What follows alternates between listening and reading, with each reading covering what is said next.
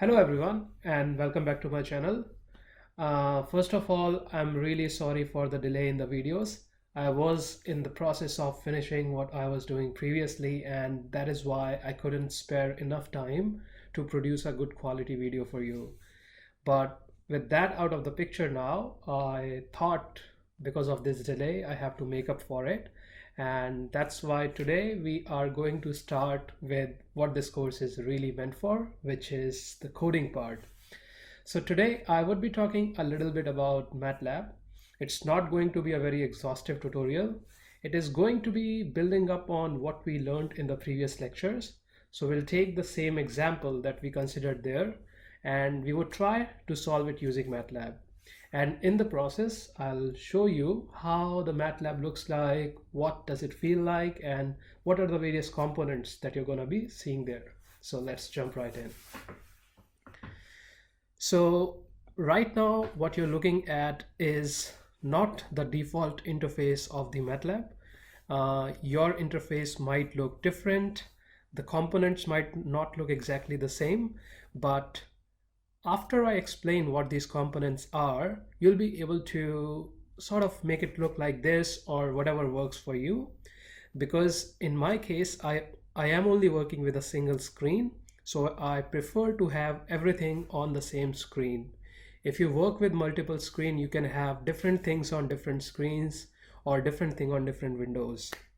So let's start with the basics. So let's just go to home here. And there are many buttons here. I'm not going to explain all of them, but I'll stick to the ones that would be needed the most. First of all, a code in the MATLAB is usually called as a script. So whenever you want to save something, save a few lines of code, it's usually saved as a .m file, and that is called as a script.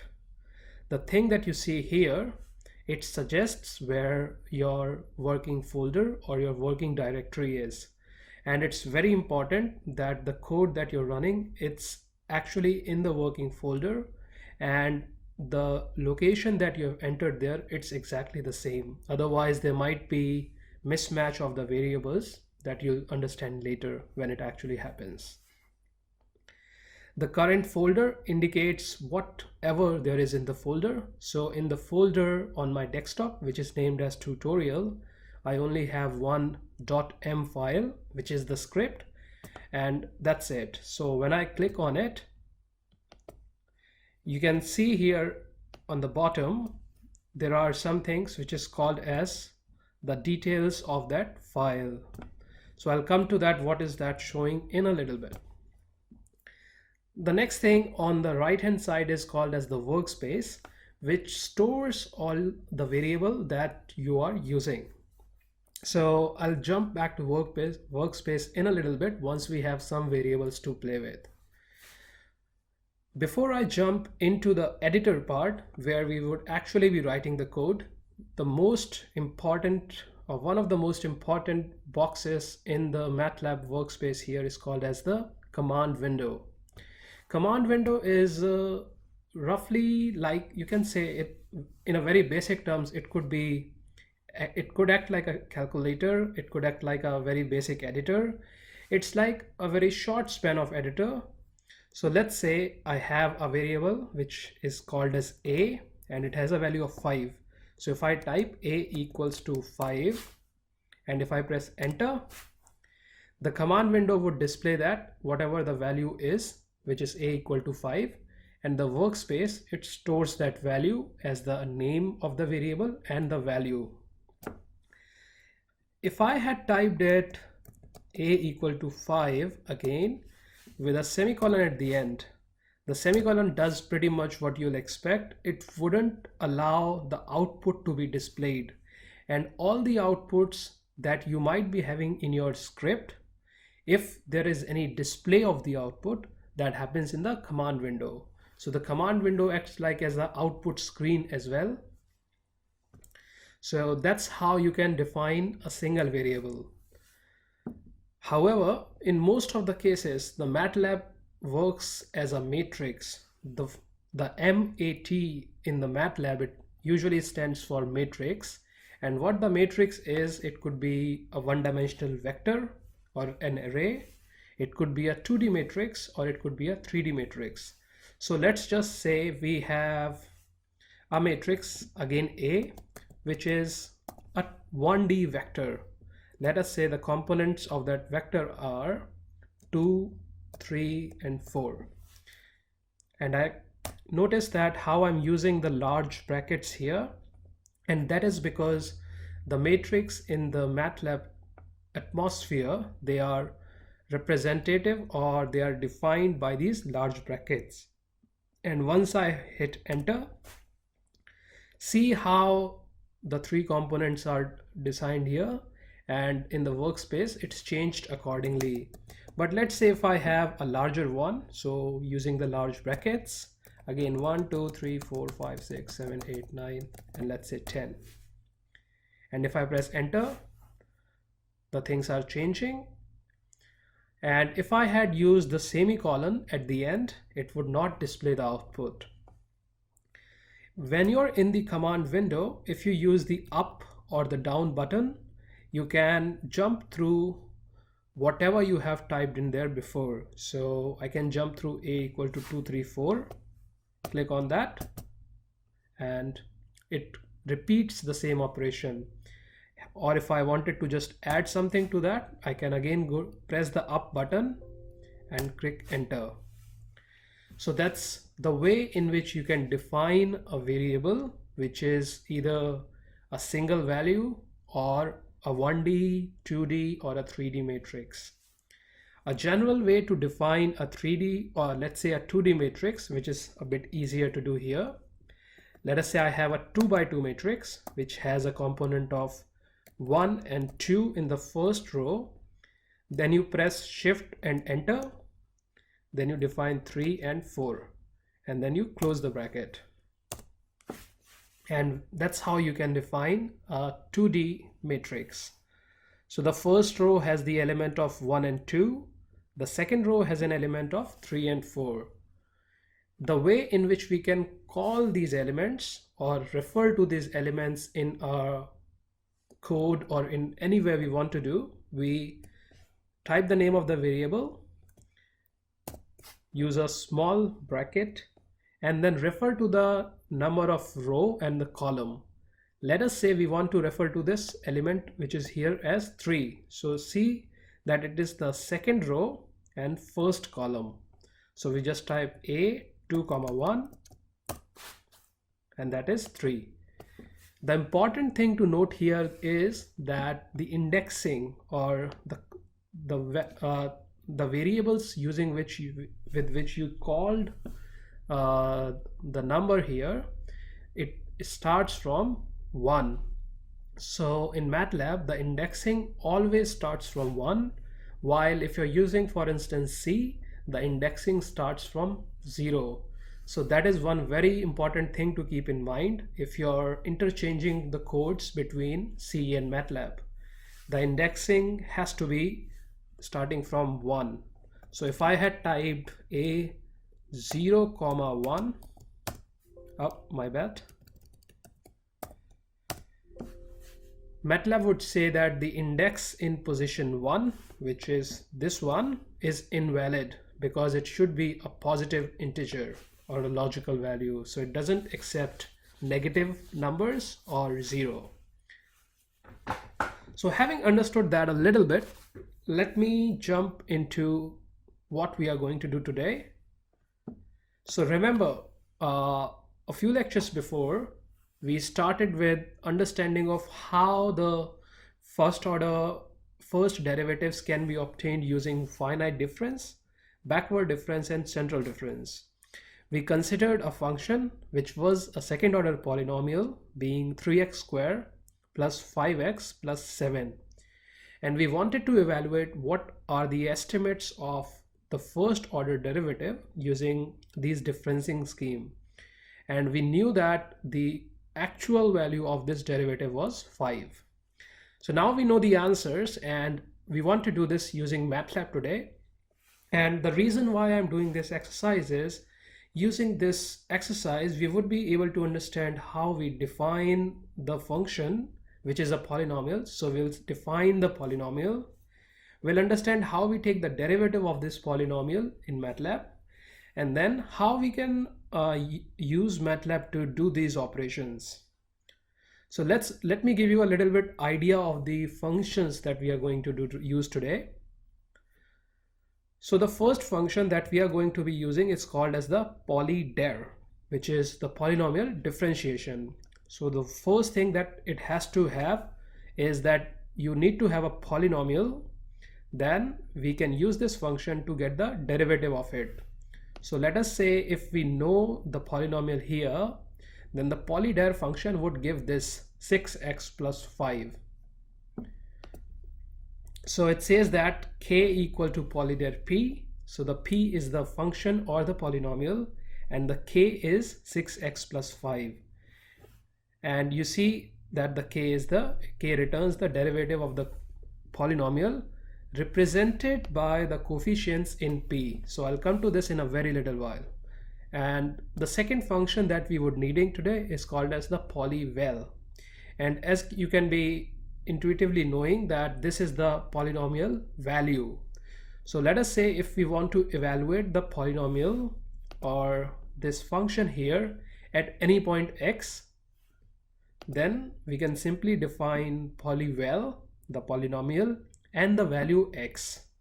So this would be used when you want to calculate, say, f of something, then we use polyvel, and the polyder gives you the f prime of something. I hope it would be a little bit clearer now. So I won't be writing the code, but I've already prepared the script that would be utilizing just to save a little bit of time. So let me demonstrate the script while I go through it. So the first 3 lines that I've used, the first one is called clear all. These 3 lines are used in all my codes irrespective of how simple or complex they are. So the first line, it clears all the variables in the workspace so that we start fresh. So if I select it, right click and evaluate selection, you see all the variables in the workspace have gone. Similarly, close all, it closes all the figures. So because there are no figures, so nothing happens. Finally, CLC is to clear the command window. So you see that there have been a lot of stuff happening in there, but I prefer to keep it clean so that I can only see what the output from my code is and nothing else. All right, so we are good to go here.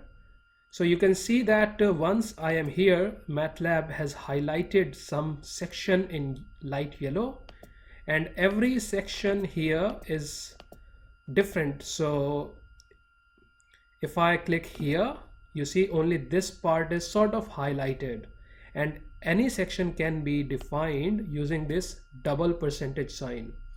So it becomes, if you want to be a very aesthetic programmer in MATLAB, it is recommended that you use these sections so that your code doesn't look very messy. So that's one benefit of using these percentages. And another one would be that if you are, say, here, so let's say I defined some variable, and let us say I also have a figure with nothing in it, and you don't want to execute every line by itself, you want to do it all at once. So you just hit Control and Enter, and you see all the lines in the section, they have been executed, the variables have been cleared, there is no figure, and the command window is cleaned. So Control plus Enter evaluates the current section. So keep in mind these very nice little shortcuts, and it helps in reducing your overall time with using MATLAB. All right, let me not digress further. Let us say how we define the function or the polynomial. Let us go back here. The polynomial is 3x squared plus 5x plus 7. And the way we define the polynomial is MATLAB is only through these coefficients. So you remember in the polyder, you represent the coefficients in P. You have to have a representation. So the way in which a polynomial is represented is through the decreasing order of x and their magnitude of the coefficients. So if this polynomial was 3x squared plus 7, then the polynomial coefficient would be 3, 0 and 7. But in this case we have 3x squared plus 7. That means the polynomial coefficients are, this is the name of the variable and the coefficients are 3, 5 and 7. So again I hit Control Enter and this section is executed only, this highlighted section. And because I had this semicolon sign, so nothing is displayed in the command window. And my workspace says that there is a name of the variable is poly p and it is 1 by 3. You can see here it's 1 by 3, that is the size, 1 row 3 column, and the values there are 3, 5 and 7. So now we have defined the polynomial. The next thing that we did was we differentiated the polynomial theoretically. So we wanted to see what the f prime or f dash at 0 is. So first we need to get the derivative polynomial. So this is calling as p dar and it's called as polydar. So remember, in polydar you need to have the polynomial's coefficient. So simply polydar and Control Enter. So now you have a polynomial that is named as polydar, p dar, and the value there are 6 and 5. You remember how we got 6 and 5 there? And finally we want to evaluate that at f prime 0 or x equal to 0. So we can write p dar, let us say evaluated. Now we are going to use polyval. Polyval gives the value of the polynomial. So we want to evaluate the derivative polynomial at x equal to 0. So now I'm not going to put a semicolon so that you can see the output, and if I hit Control Enter, it gives that the differentiation of poly p at x equal to 0 is 5, which is expected. So we have got that far. Now before I go back to the MATLAB section, you have to recall how the forward differencing scheme is defined. So we have a value of h, which is the spacing between the x naught, which is 0. So f of x naught plus h minus f of x naught divided by h. So we have to define x naught and h, and that is the similar for backward difference and central difference. So let's go for the forward difference first. So I always write my codes in sections so that I can individually look at the sections and debug the code if necessary. So here I've defined x naught as 0, h equals to 0.2, and the value obtained by the forward difference, I'm calling this as derivative, forward difference and first derivative. You can have any name that you want.